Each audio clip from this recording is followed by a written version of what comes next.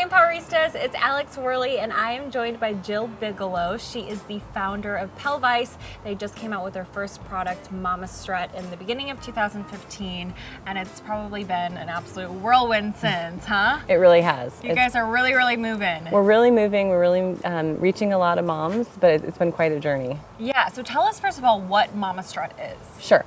So Mama Strut is a pelvic support. It supports all sides of the pelvis, pelvic floor, hips, abs, lower back, and uses compression and therapeutic heat and ice to help mom manage pain and swelling after childbirth. And it sounds basic because it's like, hello, moms go through this huge, basically it's an injury. It is. Giving childbirth. And you would think that this would have already existed, right? But not so much. Tell us what did exist. It didn't. So prior to our device, women, and actually still today, the women that don't have it, are using ice in a glove, inside some mesh panties possibly. They might be wearing an adult diaper, or even I've heard people freeze condoms with water and put them in their pants. Not very sexy. No, and not really functional either. I mean, you stand up, it falls out, it moves around, and it doesn't have the support that your body really needs while it's healing. The theory that protect, rest, ice, compress, elevate, support, which is what we apply to our knees, our ankles, our shoulders, any other soft tissue and skeletal damage, was not being applied to our pelvis until I invented our device. Wow. And you know, giving birth is arguably one of the most miraculous things that could take place. But yet we don't often have support for moms. Right. It's, you know what, it's amazing, it's a wonderful thing, but people forget that it's difficult. And it's there's a study recently, University of Michigan, and they studied women under MRI, and they saw more skeletal and soft tissue damage than people that have run several marathons. So birth is a big deal, and it needs to be okay for women to say, it's a big deal and I need to recover from it. And that's part of our mission, is to give women that opportunity, that voice, as well as something that will help them. Yeah, I once heard someone say that when they were pregnant, they got all this attention. Everyone would open the door for them, you know, make sure they're okay. Right. And then they had the child, and they went through birth, and then now they have a little one that they have to take care of that's no longer just attached to them. Yes. And then all of a sudden, people forget that like moms still need help and Moms assistance. still need help. Yeah, it is true. So, you know, during pregnancy, I think one of the problems that women face postpartum is that they were seen by doctors many times, probably about 20 visits. And at the end, it's every single week, you know, and everyone's paying attention. And like you said, people are opening doors for you and asking how you are and how you're feeling. And then after, I think for me, the best image to sort of encapsulate it is the focus goes from mom as soon as she gives birth to the baby, and all of a sudden the back's turned to her.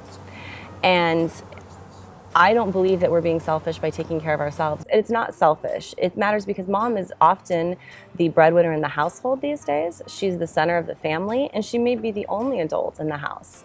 In the US, over 2 million babies are born on Medicaid. Often those women are the only provider in that house. And so if she's not taking care of herself properly, there's no way she's taking care of the baby. Also, yeah, you got to be the rock. You do. You have to be that rock, and you can't be that rock sort of crawling on the floor. You know, you need to be that rock who's supported in many ways, physically, emotionally. You know, your community needs to be supporting you too. I, you know, hope to be able to help women with that one day. We're starting with the physical support, though. Yeah, totally. And this all came about because you're a mom of 3, but it actually was a combination of giving birth, but also your background as an athlete that all wrapped it up together. I'll let you tell the whole story. Yes. So I played high school and college sports, and I've had herniated discs. I've had, you know, torn knees and ankles, and I always got amazing health care, MRIs, braces, physical therapy. And I would say that none of those injuries, as severe as some of them were as traumatic to my body as childbirth was. And so what I did is I applied what I learned from all those great orthopedic doctors that I'd worked with and physical therapists and the braces that I had, and I took that and I applied it to the pelvis. And that's how I came up with the actual product design for Mama Strut. Very cool. So it was right after giving birth to your first or second child that you're like, okay, you just handed me a diaper or something weird, like something needs to change. Yeah. Like, what are you out of today? Yeah. You know, I had the same birth injury with all 3 of my kids, but with the first, I knew there needed to be something, but I think because I did have a little more of that luxury of getting to rest because I didn't have anyone else I was chasing after, it wasn't as immediate of a need. But when I had the second one, I thought, okay, well, this is ridiculous. I'm expected to get right up, and it's actually good for your body to get up and have circulation. The doctors and the hospitals want that anyway. And I need to manage my pain, and I can't take pills, by the way, because I want to breastfeed, and a lot of moms do that.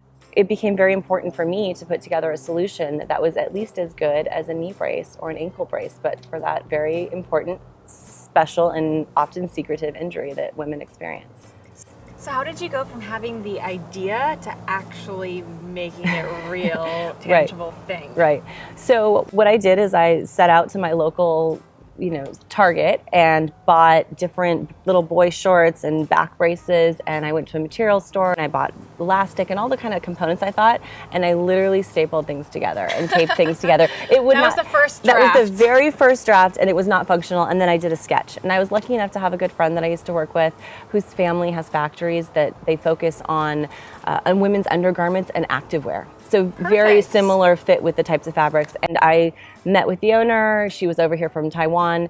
She kind of thought I was a little crazy, but she went ahead and took a chance on it. And then we went back and forth until we see the version we have today. So once I realized it was something that should be commercialized and it worked, I went ahead and filed a provisional patent because I wanted to be able to protect my intellectual property that I had with this design.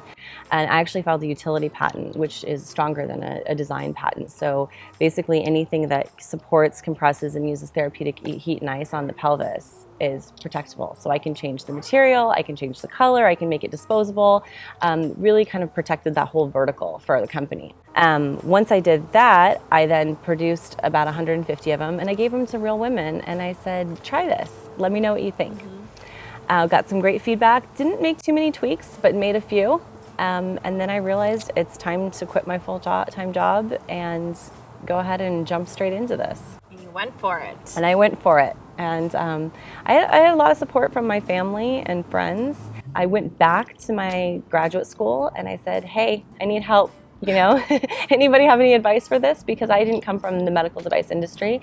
And so I went and entered innovation contests, accelerators, really reached out to my network for help. And that's been really, really, really helpful. And I think it's great advice for anybody is that even if your network is in a different field, you'd be surprised who knows somebody who might want to offer you some advice or give you an introduction to somebody else. People are usually eager to help. It's just you have to be willing to ask for it. You have to, as my 7-year-old says, you have to be able to be bold. Oh, and I love that. Yeah, and just to be able to put it out there. And the worst thing someone can say is no. Yeah. I figured that doesn't hurt me. It's okay. Exactly. Yeah. It's worth asking. It is worth asking. And speaking of your kids, that's been something fun for you where you've been able to incorporate them into your business. And I think sometimes moms feel guilty when they have a business and work going on. But you found a way to really not only balance it, but also incorporate them, right? Absolutely. I mean, I wouldn't have my business if it wasn't for my kids. Yeah. And they know that. And I make them part of it as much as I can. I took my newborn to work with me and, she was nestled up in my front pack or right next to me in her bassinet and I was at my desk and all that mattered was I was right there for her. And I know not every mom has that opportunity, but I was able to take advantage of that. And so I've been with her. My other kids, they believe what I'm doing is really helping people and they're really proud of it and excited. And I think I'm helping them by showing them that you don't have to be just one or the other. You can be smart and successful and hardworking and still be a great mom and wife and sister and daughter and all that. You don't have to pick. Doesn't mean you can do everything. No, a perfect no. example that you gave me when we were talking off camera is that sometimes you have to be a little innovative with your mom skills, like maybe utilizing Amazon Prime, for instance. Right. Tell me about that. Yeah, I mean, I've delivered something to their school with Postmates or Amazon instead of me leaving my desk in the middle of the day and taking 2 hours to do something like that. And I've learned to say no sometimes and not feel guilty about it. I think that my husband and I we're really involved with our kids, and every once in a while it's okay for them to know that you can't be there every single second.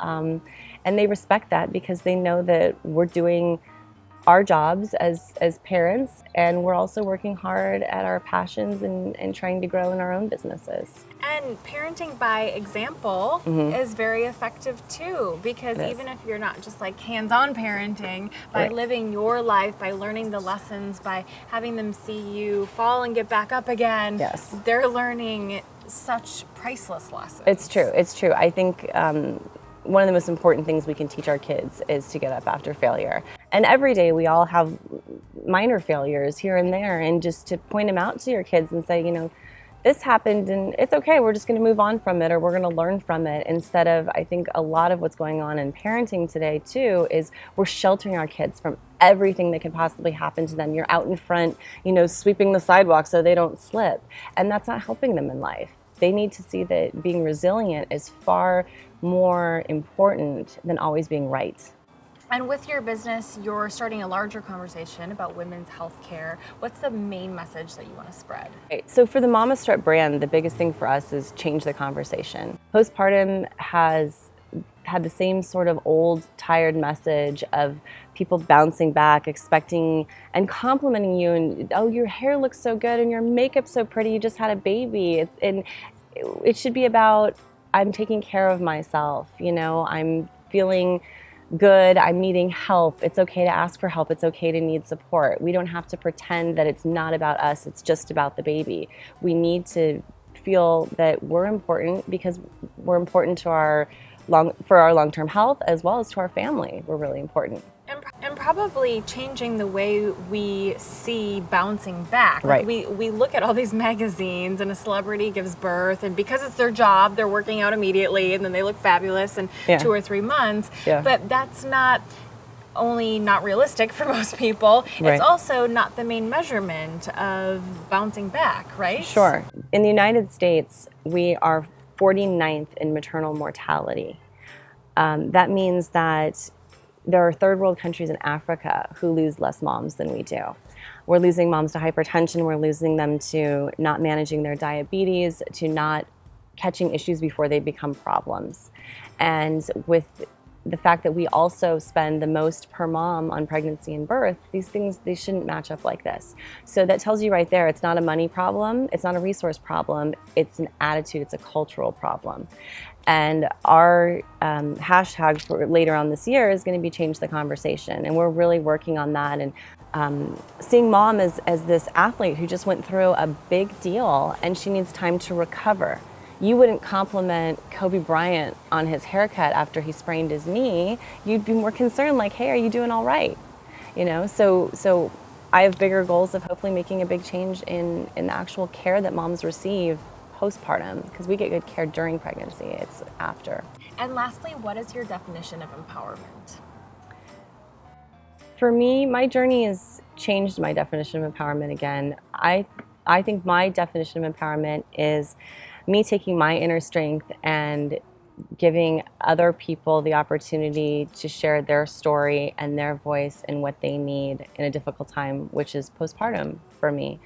I think empowerment is leading by example. And so by me sharing and by me encouraging other people to share, we help the greater good. Absolutely. Awesome. Thank you so much for sharing your story with us. And let us know what your definition of empowerment is using hashtag Empowerista, and we'll show you some social media love.